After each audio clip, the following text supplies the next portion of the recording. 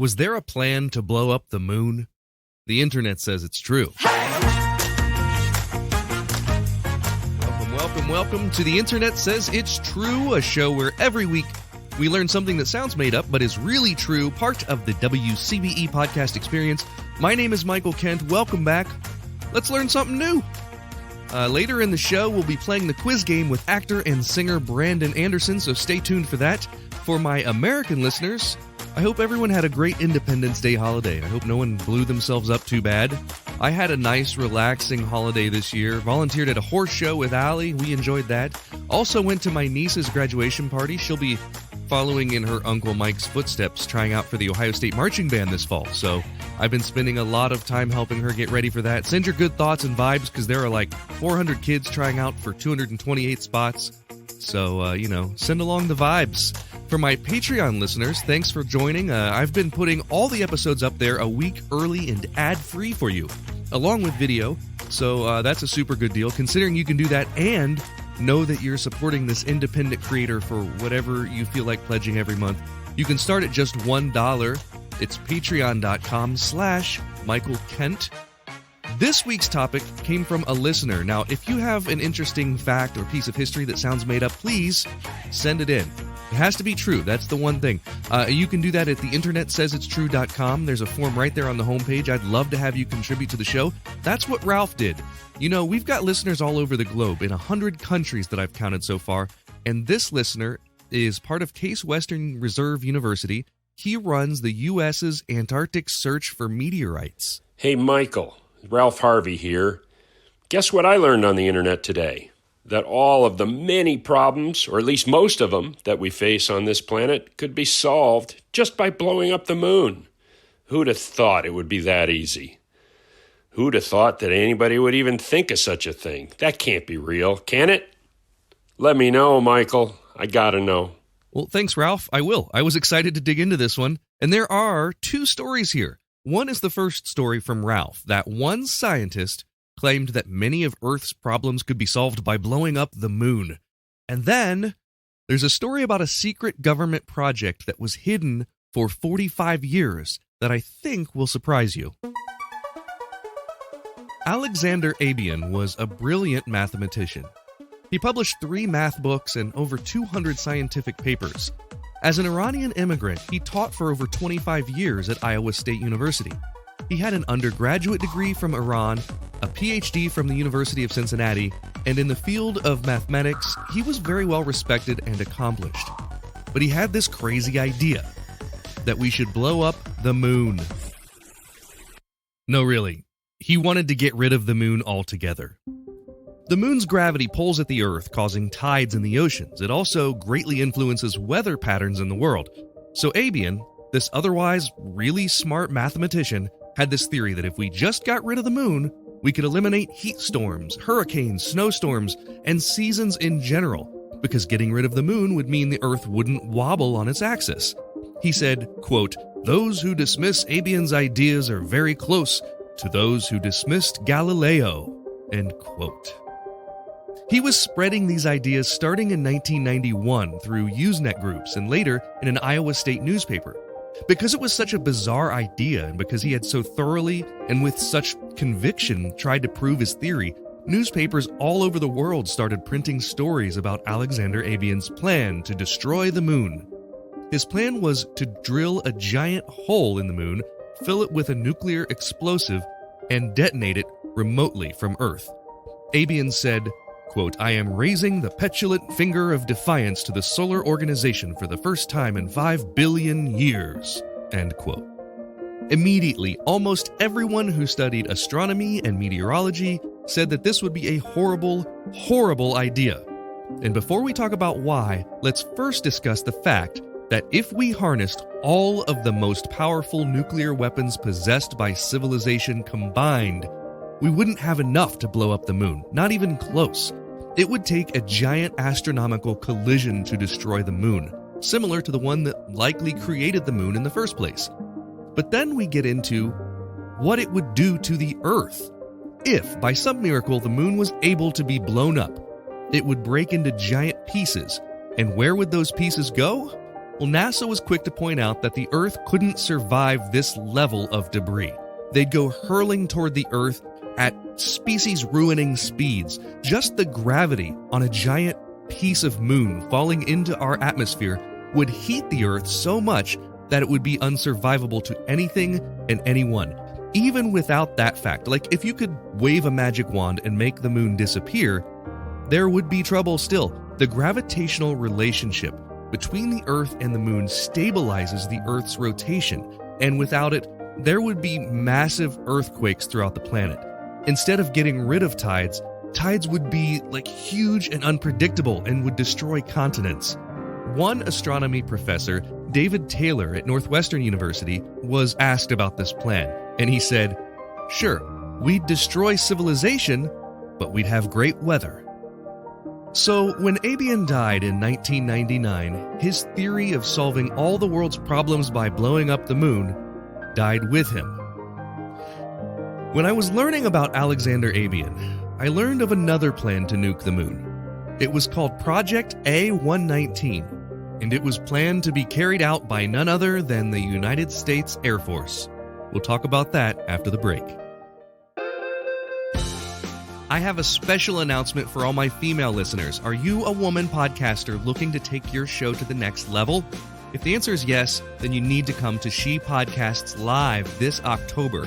You'll be able to learn from some of the best female podcasters in the world and get insider tips on how to make your podcast even better. Whether you're a beginner or a pro, this event is for you. Not only will you be able to learn tons of new information, but you'll also be able to network with other amazing podcasters. This is a great opportunity for anyone who wants to take their podcasting skills to the next level.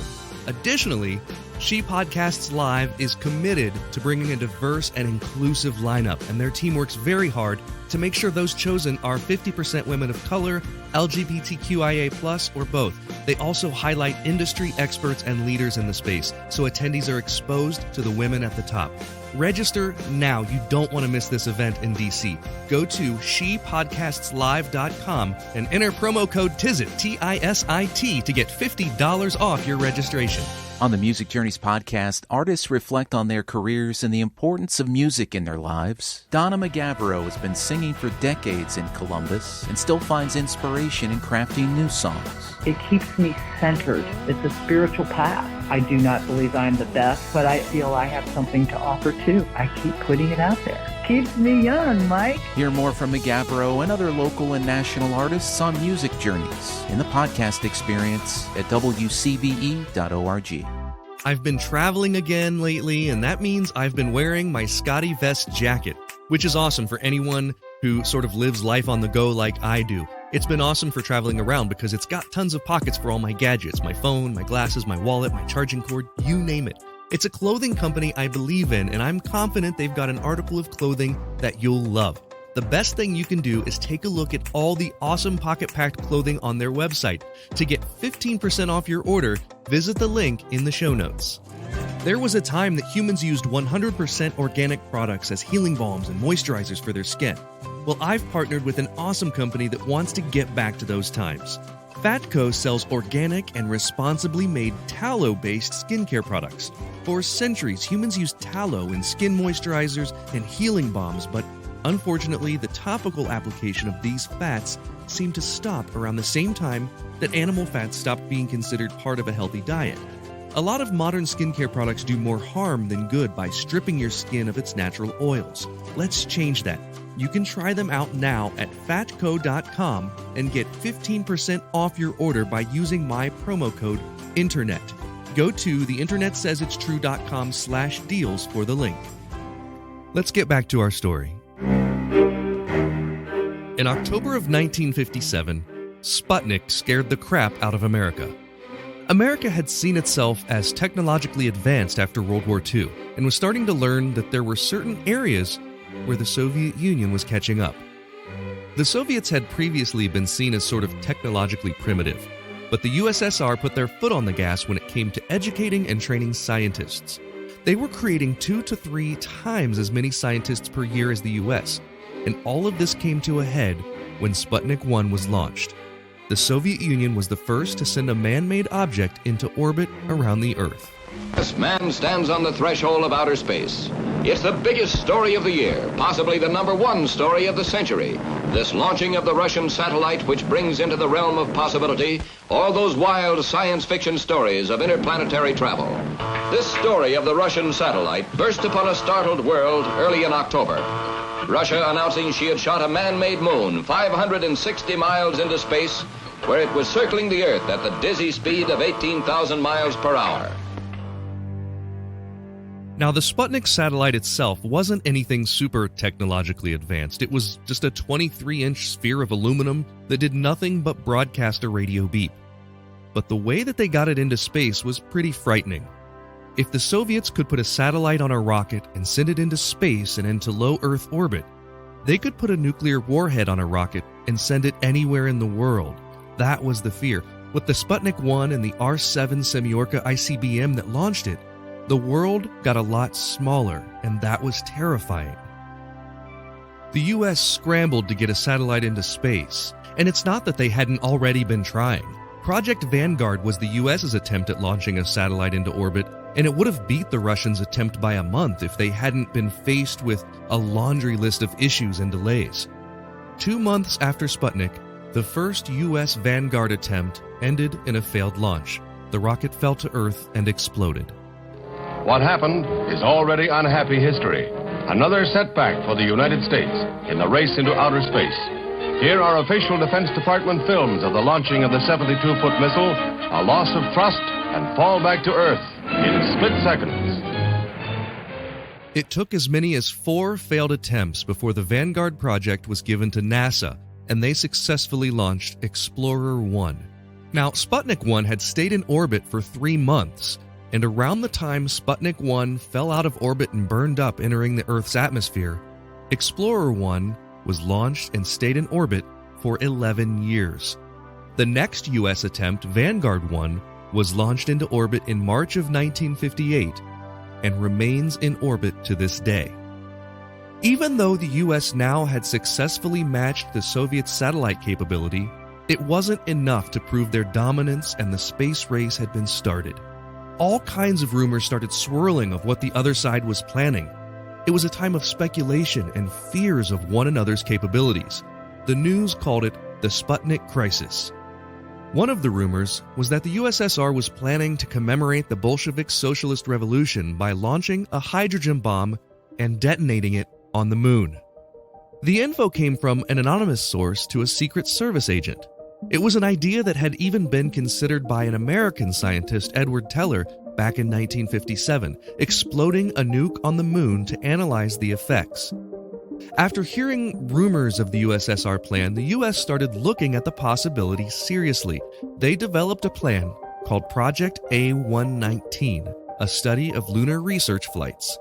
Now, I should say that to this day, the United States government has never formally acknowledged its existence.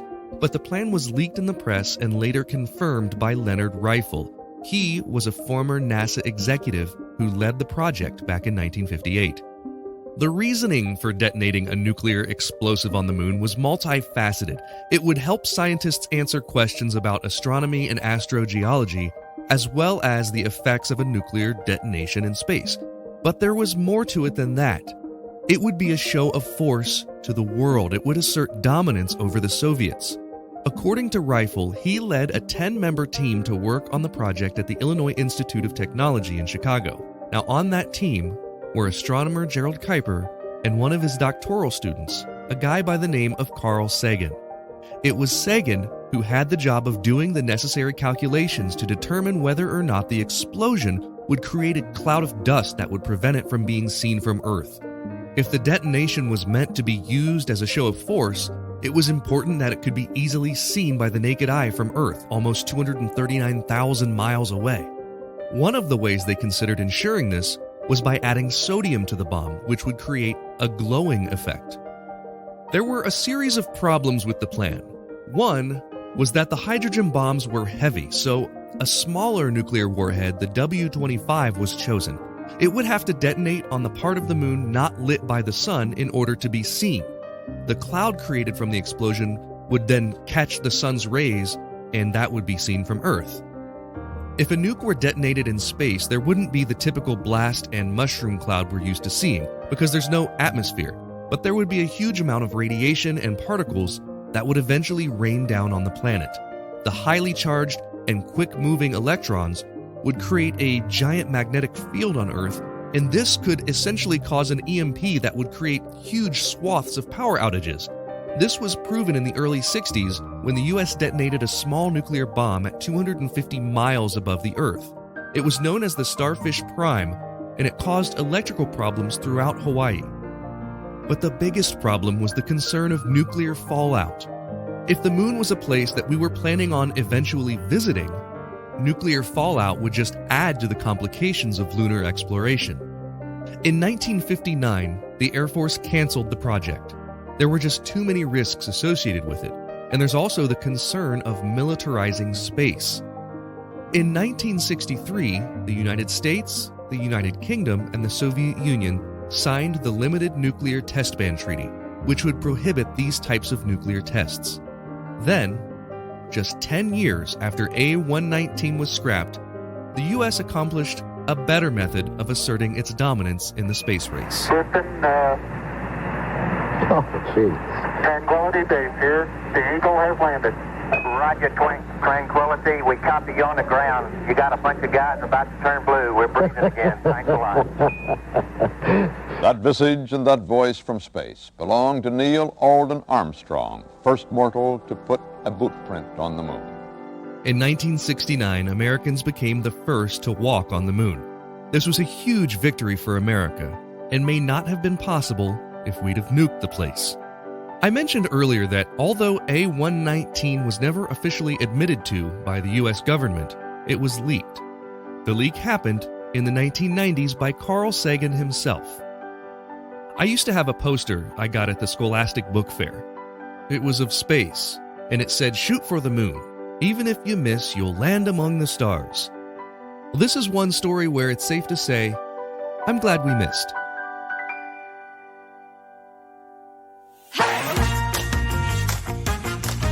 It's time for the part of the podcast where I call a friend, and today we're calling Brandon Anderson. Brandon is a talented actor and singer. I've worked with him at Shadowbox Live in Columbus, Ohio, and he joined the podcast once before. Super happy to have him back. Welcome back on the show, Brandon. How are you? Fantastic. It's so great to be here, Mike. I'm telling you, it's one of my favorite things to do is to sit and talk. Yeah. Podcasting style. I asked you back because I had a great time talking to you last episode. What did I have you on? What did we talk about before? Do you remember? It was Lincoln. Was it habeas? It was corpus? habeas corpus. Yes, habeas the corpus. suspension of habeas corpus. That's a great episode. And that one I thought was really sort of timely because it was a time when, politicians were calling for the jailing of political opponents and that type of thing. So right. So for this one, it's a little different. But before we get into that, how have you been? What's new? Oh man, I try to I knew we were going to talk, and I'm like, what am I doing? I'm not doing anything. I'm only doing, and then bop. And so I'm like, oh, okay, well maybe I am busy. So first off, the last time we talked, I was I've been with Shadowbox Live for decades, doing full-time theater. I kind of took a step back, and now I'm in sort of a more heavily administrative role. I'm doing a lot of marketing work and copy work and telling our story. But I will be going back to the stage this fall. I'll be singing in our new dance theater piece. It is No Return, The Deadly Dance of Bonnie and Clyde, that opens up this fall. I'm also, along with my amazing wife, Noelle, we've reopened Shadowbox Live's Upfront space. It's now the Upfront performance space. So we're now looking for and hosting different independent artists. We've got improv troupes and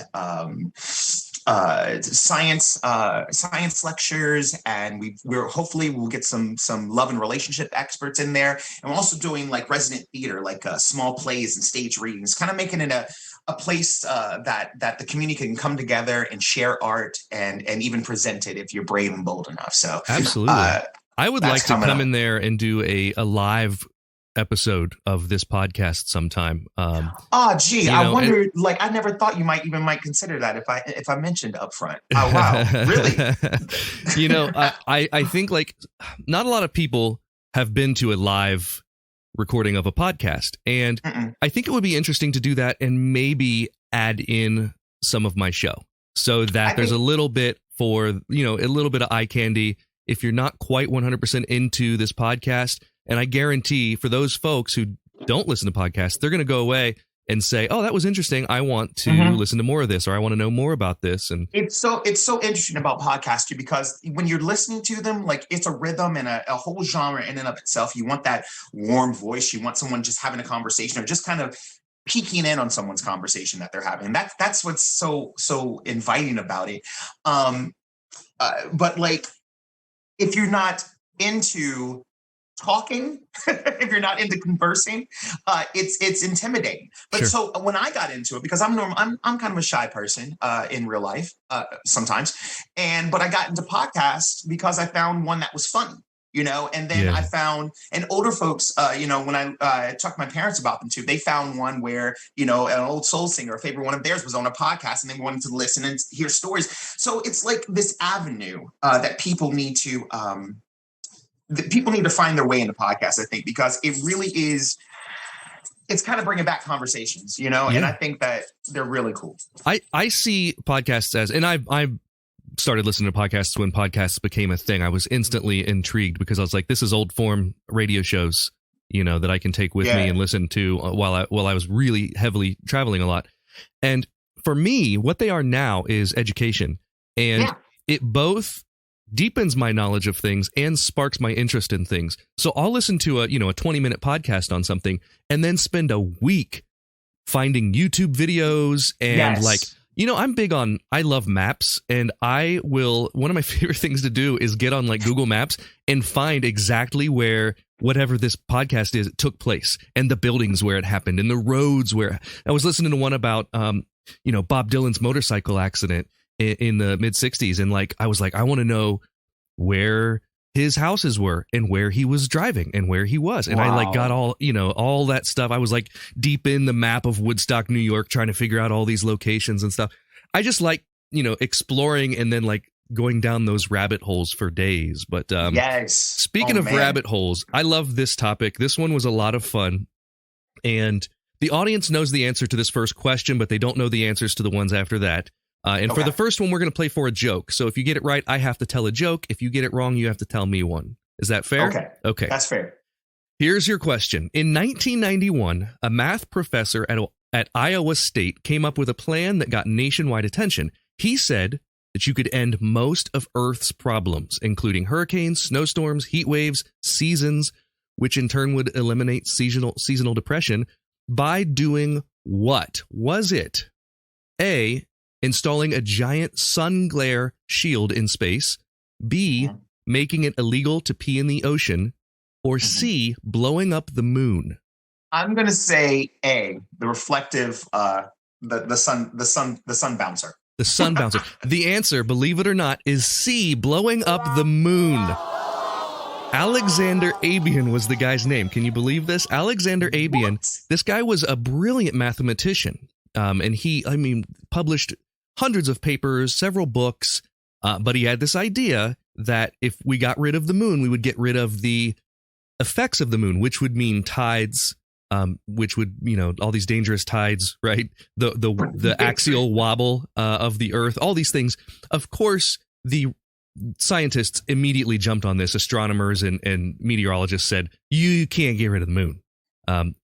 We don't have a way to get rid of the moon, but even if we could get rid of the moon, we don't have weapons powerful enough. Even if we could, it would be disastrous, because I saw one guy sort of explain it as if you were, you had a weight like a hammer toss, right? And if you had a weight and you're spinning around, that sort of stabilizes you.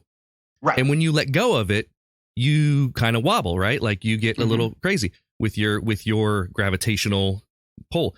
And that's what would happen with the Earth, is it would just kind of screw everything up. So, anywho, you got a good joke for us? Yeah, I do. We'll try this one. I'm really getting into dad jokes, so you're going to want to put a pair of khakis after this one. So So it's an older couple, as 60 years they've been together. And as often with old couples, they're sitting with their younger relatives and they're taking them. So what's kept you guys married for 60 years? What's the secret? And the wife and the husband, says, well, we try to keep it fresh and spontaneous. We try to go on adventures. We travel all the time. In fact, for our 25th anniversary, I took my wife to Beijing, China. And they were like, oh my gosh, that's amazing. What a wonderful trip. He's like, yeah. I said, well, what did you guys, you went to China for your 25th. What did you do for your 50th wedding anniversary? And the guy says, I went back and picked her up. That's the secret. Unbelievable. I like it because, it stands the test of time because, whatever is offensive, nothing is more universal than two people married who kind of don't like each other. Like universal. Well, I looked up a moon joke, in the case I had to tell one. And so I want to share it anyway. What did the astronomers do when they got sick of watching the moon's revolution around the Earth? What's that? They just called it a day. It's a good one. It's a good one. Yeah. Oh boy. Okay, question 2. Now for this question, we're going to play for a strange or surprising fact about ourselves. So if you get it wrong, you've got to share something about yourself that people might be shocked to know. And if you get it right, I'll share one about myself. Okay, cool. In the Middle Ages, scientists and philosophers believed which one of these things about the moon? A full moon caused seizures, fever, and rheumatism. B, exposing a patient to an eclipse could cure them of typhoid. Or C, the moon was inhabited by a hostile breed of aliens and kept the Earth lit at night to keep an eye on humans. I'm going to go with B. Exposing a patient to an eclipse could cure them of typhoid. The answer is A. A full moon caused seizures, fever, and rheumatism. Now, because of this apparent connection between the moon and unusual behaviors, the afflicted were called lunatics. Lunatics. Yes, literally meaning moon sick. Lunatics. That's where the name lunatics comes from. Yes. Yep. All right, so tell me something surprising or strange about Brandon Anderson. It's not surprising or strange. Well, I guess it's surprising. But I don't know how many people I can tell, but I auditioned for Jeopardy last month. You did? Now you're not allowed to share any sort of results of this at this point, I'm sure. No, absolutely not. No, I'm not. That's exciting. Yeah. So, but yeah, I made it to the final round and we got it. I went to an online testing and I passed that. And then I passed the interview and then I did a final round I did a mock Jeopardy round with other people. And here's the thing. Now this is Jeopardy, right? Yeah. So you think like with there's all kinds of buzzer systems and things that you can do online, all sorts of Zoom toys that we learn to play with. In Jeopardy, when you're doing Jeopardy online and when they want, or in the interview, when you have an answer, you're just supposed to take a pen and just do this in front of the camera so they can find you. Wow. That's it. That's low tech. That's low tech as hell. And I guess that's why you can get $1.5 million on that show or something. I don't know. That's crazy. Now, I feel like there needs to be sound. Like that's a sound. What if two people, that click isn't, especially on Zoom, when sound cancels out other sound, I would sounds aggravating. It does. It was. And because you're all there to like get the right answer and you think like whoever does the best wins, but it's not about that. They just want to like, They'll pick all kinds of random people. I could be first, and I was several times, but they would pick other people just so they could see them answer and then get to talk to them for a little bit. So it's more of a second interview. Let me ask you this. Did you go to Staples and just pick up all the pens and just find the one that clicks the loudest? Because that's what I would have done. No, what I did though, I wasn't ready. Like I read the instructions twice. I'm like, are you serious? Because I just have a pen. So I grabbed the first thing that was on my desk, which was a mechanical pencil. Okay. So by the end of the game, my lap is covered in lead. That's awesome. So it's like I was answering and I shoved all that lead back into the pencil after I was done. That's really funny. You used to be when you were in high school, you did In the Know. I did do so in Ohio, and I don't know if other states do this, but in Ohio, we have a trivia competition with competing high schools called In the Know, and it's a panel of how many people? 5 people?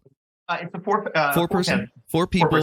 And and that show was on all through my childhood. Like, I used to always watch In the Know. I loved that show. And it was great. You did that. You shared a clip the other day of you answering a question about Bone Thugs and Harmony. I did.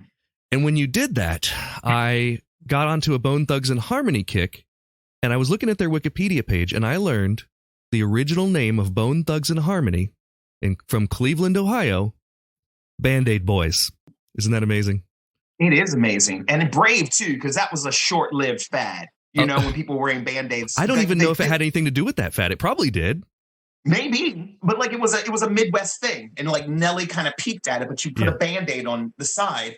I remember. Oh man, yeah. I remember the last when Bone was big, and when I was a sophomore in high school, we went to the Cleveland Museum of Art just for a field trip because we were studying Renaissance art or whatever. So we went up there, but all we wanted to do was go to East 99 because that's where you find them. Start looking around when you get up there. Yeah, we were. I think I saw Busy. All right, moving on now. The next question is we're going to play for an IOU for a coveted The Internet Says It's True sticker because I ran out. And this has been the stakes for question 3. I wasn't going to order anymore, and I said last week I wasn't going to order anymore, and I am happy to report I am ordering more. So people that join Patreon can get those. Also, I send them to guests who get the question right. They're very hard to come by. Oh, wow. Here's your question. This is just a numbers thing. How many people have walked on the moon? Is it A, 52, B, 25, or C, 12? 2-man cruise till 72. I'm going to go with 12. The answer is 12. They were all Americans, and they were all between the years of, you knew this. I heard you doing the math in your head. You knew these years in your head already, right? Yeah, 69 to 73, I want to say. 72. 72. I did say 72. Yeah, 13-year span.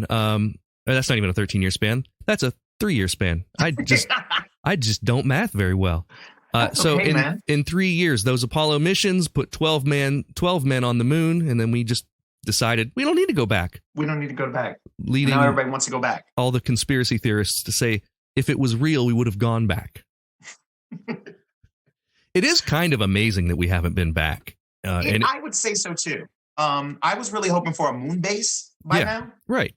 Most cartoons that I watched in the 80s said that would be happening by now. So this episode that we did this week, this is about not only this guy's idea to nuke the moon, but the Air Force had a plan to nuke the moon, to not destroy the moon, but to use it as a show of force before we started putting men on the moon as part of the space race, because the Soviets were going to do the same thing. They were planning on blowing up a nuclear bomb on the moon as a show of force.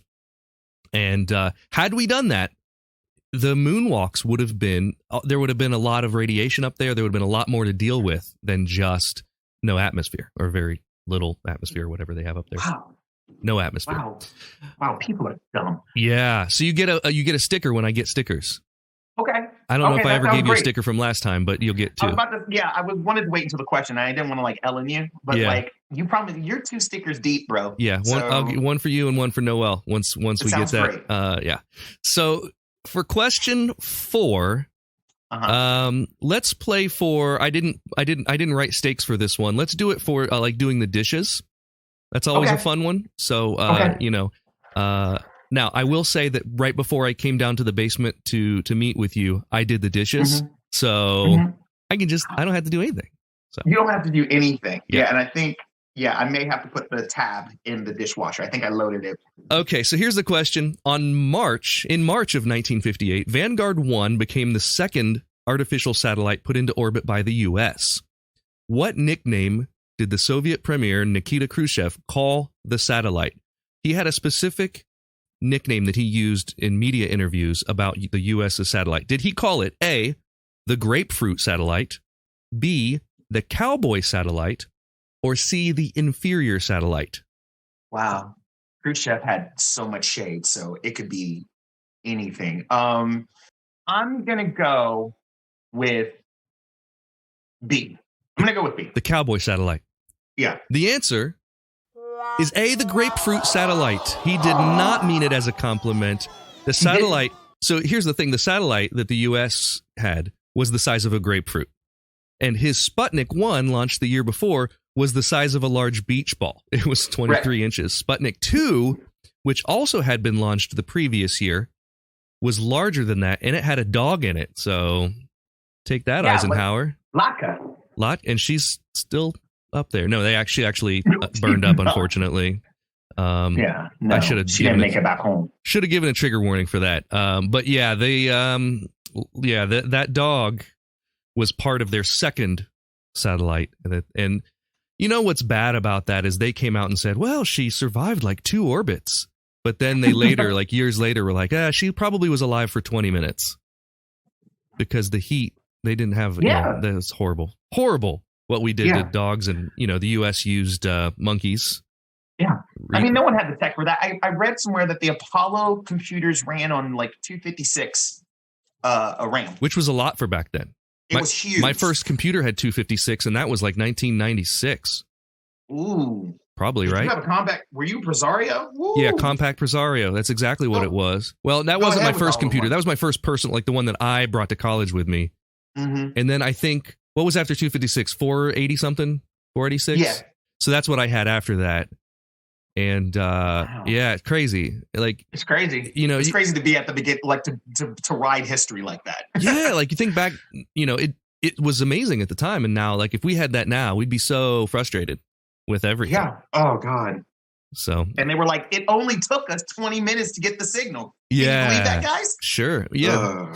Yeah. I had a computer before the internet existed with my old Tandy 1000 SX, which was, Tandy's version of not the Apple IIe, Commodore 64, maybe? I don't know. Commodore 64, it was, that was Radio Shack had their own Tandy brand computer, and that was the one where you put in one floppy to boot the operating system, and then the game floppy after that. Yeah. Oh my God. Yeah. You had to do both. My uncle had one. That's right. Yeah. Oh man. I had and the games we had a few. We had Bruce Jenner's Decathlon, which aged well.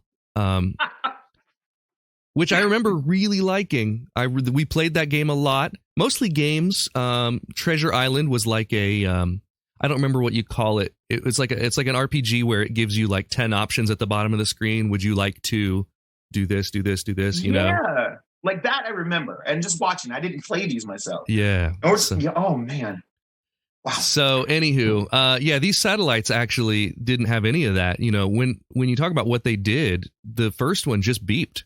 That's all it did. That's all Sputnik 1 did, was it sent a radio beep. It had no technology in it other than to do that. And to have antennas which carried that signal. So yeah, what was it? Was Telstar the first one of ours, I think? Our first one was Explorer 1. Explorer 1. And then Vanguard 1.